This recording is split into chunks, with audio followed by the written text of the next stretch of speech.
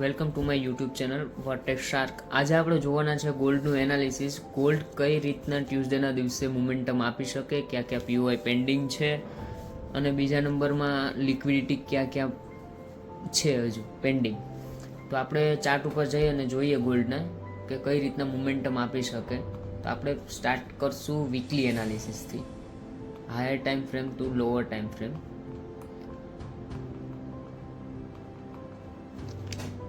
પહેલાં આપણે જોશું કે લિક્વિડિટી પેન્ડિંગ ક્યાં છે. તો એક અહીંયા પેન્ડિંગ છે 3800ના લેવલ સમથિંગ.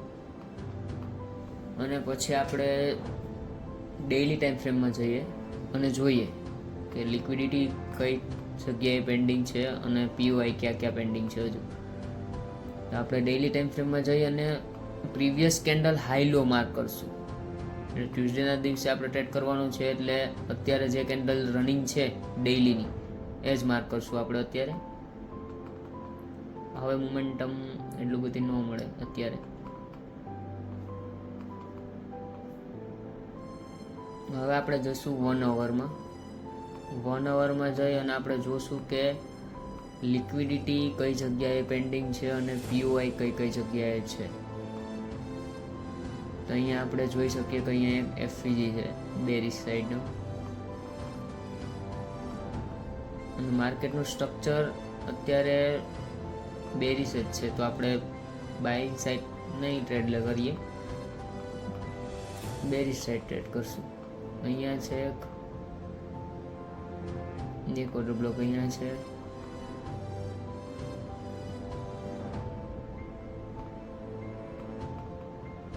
તો આપણે અત્યારે નજીકનો જે ઓર્ડર બ્લોક છે એને ટ્રાય કરશું કે ત્યાં માર્કેટ રિટેસ્ટ કરવા આવે અને ત્યાંથી આપણો એક ટ્રેડ બનાવી શકીએ સેલિંગ સાઈડનો.